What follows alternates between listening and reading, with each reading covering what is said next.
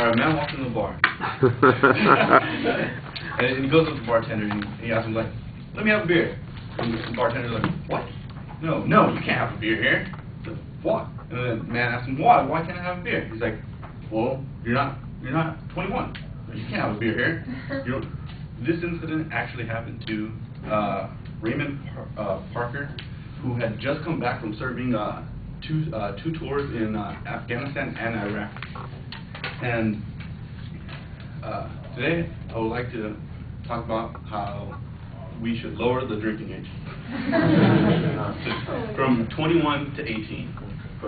As all of you may know, that a majority of college students have at least one time in their life, not regularly, of course, taken at least a sip of alcohol before they're 21, or have been to a party that actually has alcohol, and people are drinking that aren't 21.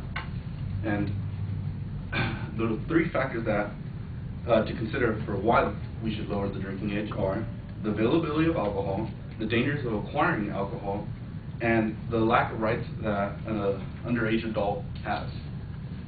All right.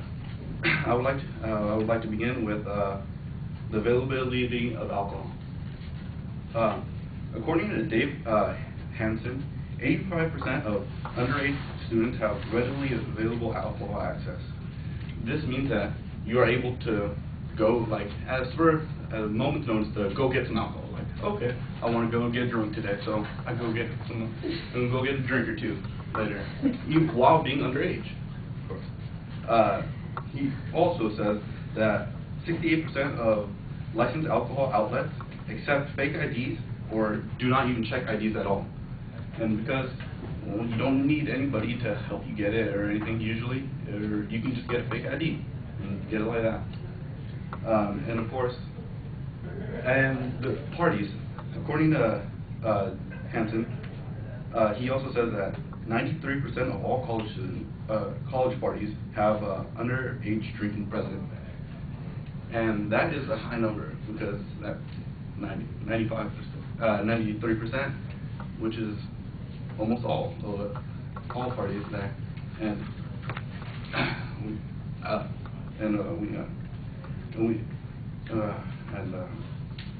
when he explains that the underage drinking not only continues at parties, but also leads to underage drinking also leads to other dangers, because underage drinking, to get the alcohol, you need someone either to buy it for you or getting it by other methods. And as Elizabeth Wellen describes, that underage drinking is actually rather dangerous, because not only because of the actual side effects of drinking and other things, but acquiring the alcohol. By acquiring the alcohol, you, according to her, you must face dangers with strangers, acquiring fake IDs, and even arrest. And I know this to be true because a personal experience of mine is, I remember one time when I was a little bit younger, I wanted to get alcohol, and I tried to get someone to buy it for me, but I couldn't, so I didn't have a fake ID or anything. So me and my friends, we were at the liquor store, and we're like, what are we going to do? We really want this alcohol, if we're going to go to the party. But we went, and we couldn't get it. We tried it ourselves, but we couldn't. So what we did is we saw this homeless man that was, by the liquor store, and we told him, like, hey, if you, hey, we'll give you like $20 if you just buy us some alcohol right now. And he said okay, and then we were like, all right, we're giving him the money. And while we were giving him the money, he actually pulled out a knife on us and attempted to stab one of my friends, but luckily he was able to pull away before any damage was actually done. And which was a very scary moment. And luckily no one was hurt. We just got back in the car and we're like, all right, we're gonna leave because the crazy homeless man is trying to kill us.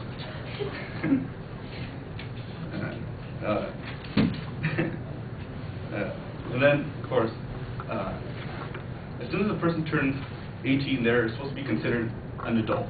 You have to act mature. You have to be mature. You can do so much more things because now you're a big boy now.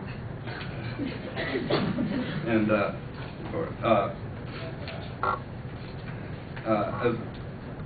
As Elizabeth Ames describes, an 18-year-old in the U.S. has the right to vote and serve in the military. An 18-year-old can make up their mind about who is going to be the political leader of the country. They can even take a bullet for the country, but yet they're still not allowed to. Go out and buy a drink. Why is it? Why can't they go out and buy a drink? Well, because it's not legal. Even though they're U.S. adults, they can do anything else that another adult can do. They can go buy a house, get married. They can, if they would like, they could vote too. Which very few 18-year-olds do, but still, people still are able to vote. But yeah, being an adult, and you should not be denied the right to go buy a drink if you would like. But yet, we're 18-year-olds, 18 to 20, you're still not allowed to buy a drink, even though you're an adult in the legal age.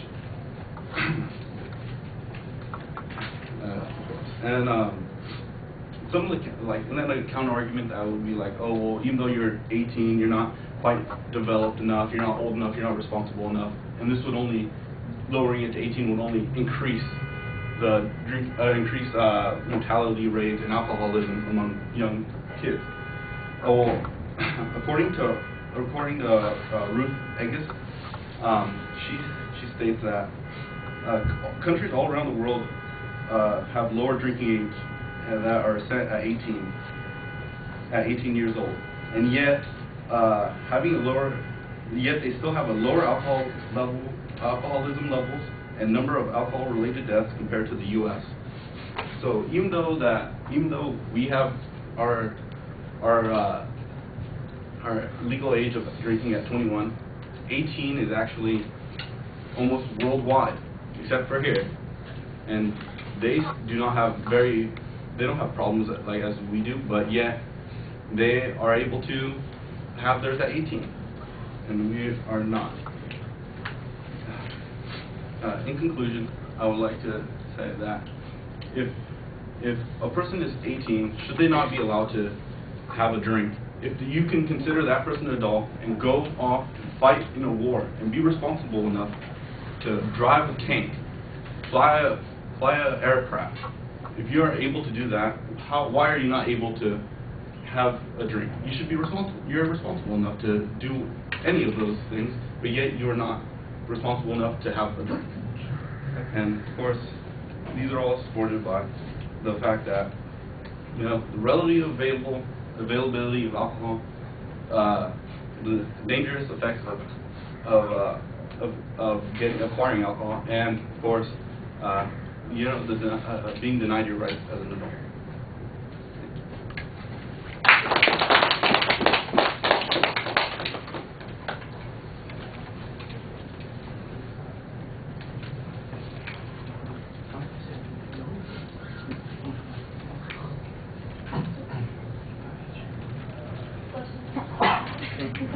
Okay, well, I thought your introduction was pretty engaging with the story you told. You started by clearly stating what your main objectives were in the argument, and you had a good use of gestures. But as the speech went on, they, to the point, seemed to blend together, and they became kind of muddled. Perhaps maybe if you had practiced the speech a bit more, you wouldn't have faltered at this point. But you had good eye contact with the audience, and I liked your use of evidence of opinion, where you had a lot of experts in the field in why the drinking age should be lowered. So yeah, I think it was pretty good.